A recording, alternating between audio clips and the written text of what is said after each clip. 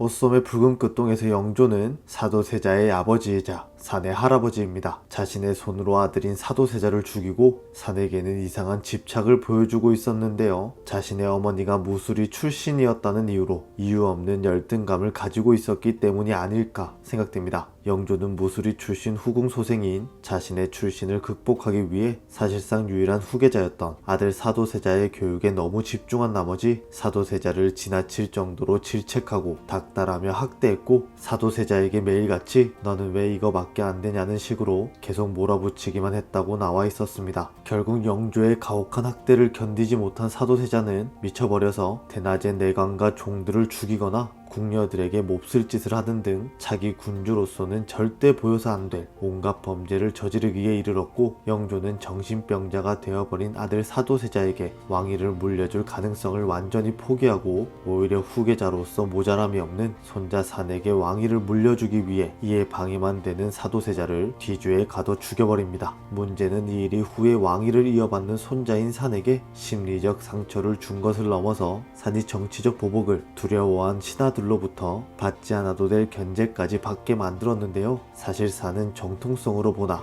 자질로 보나 왕위를 물려받기에 모자람이 하나도 없는 인물이었다 나와 있었습니다. 그런 산에게도 어릴 적부터 완벽한 후계자로 만들기 위해 광기 어린 집착을 보여주었던 영조의 모습을 확인할 수 있었습니다. 영조의 친아들인 사도세자를 뒤주에 가둬 죽이는 희대의 대사건이 터지고, 그때부터 영조는 치매 증상이 나타나면서 오락가락하는 행태가 보이기 시작한다고 나와 있었습니다. 그렇기 때문에 영조가 산에게 이상한 모습을 보여준 것이 아닐까 생각되는데요. 산이 기방에 드나든다는 사실을 알게 된 영조는 산을 찾아갔고 다짜고짜 뺨을 후려치는 모습을 확인할 수 있었습니다. 어딜 갔느냐 묻던 영조에게 산은 자신을 용서해달라 말했고, 영조는 아니 된다고 말하며 네 애비 사도세자처럼 되면 안 된다고 말하며 여자를 탐하고 학문을 게을리하고 혼을 내면 불만이나 품고 늙은 임금 따위 죽어 없어져라 저주나 하는 네 애비 같은 인간이 돼서는 안 된다고 말하며 산에게 고칠 수 있다고 말하며 뺨을 내려치다 볼을 어루만지다 뺨을 내려치길 반복하고 갑자기 머리를 맞대며 일어나더니 동궁전에서 나갔습니다. 그 장면에서 완벽한 후계자인 모습을 보여주는 산을 바라고 그렇게 행동한 것이라 생각되기도 했지만, 자신의 치매 증상으로 인해 그런 모습을 보여준 것이 아닐까 생각됩니다. 그렇게 산에게 광기 어린 집착을 보여주던 영조였고, 실화 예고에서는 자신의 병증이 심해지는 것으로 보이는 모습을 확인할 수 있었는데요. 그 이후 영조가 제조상궁에게 무언가를 말하며 좋은 여자를 찾아보라고 말하는 장면이 나왔습니다. 그렇게 산에게 좋은 여자를 찾아주라고 한 영조의 모습에서 산에게 왕위를 넘기려는 것이 아닐까 라는 생각이 들었습니다. 그리고 나날이 병증이 심해지던 영조가 자신의 진정한 마음을 산에게 전할 것이라 생각되는데요. 영조가 죽음을 맞이하기 전 자신의 마음을 산에게 털어놓을 것이라 생각됩니다. 첫 방송 바로 직전에 진행된 제작 발표회에서 영조 역을 연기하는 이덕화 배우님이 남긴 많은 스포 중 후반부에서 눈물을 많이 흘렸다고 말했었는데요. 영조가 자신의 진심을 산에게 전달하면서 많은 눈물을 흘리게 되는 것이 아닐까 생각됩니다. 아들을 자신의 손으로 죽게 만들었다는 죄책감과 이상하리만큼 후계자에게 집착했던 자신의 모습을 반성하며 산에게 사과할 것이라 생각되는데요. 산의 금종령을 풀어주고 산과 둘만 있는 자리에서 매순간 자신이 할 수 있는 최선을 다했다며 언젠가 산이 저 자리에 앉아 날 온전히 이해하게 될 것이라며 분명 언젠가는 그리 되겠지 라고 물어보는 장면이 있었습니다. 그 대사가 자신의 광기 어린 행동을 산이 이해해 주었으면 하는 영조의 마음일 것이라 생각됩니다. 과연 영조는 산에게 모든 것을 용서받게 될까요? 그럼 저는 다음 영상에서 뵙겠습니다. 시청해주셔서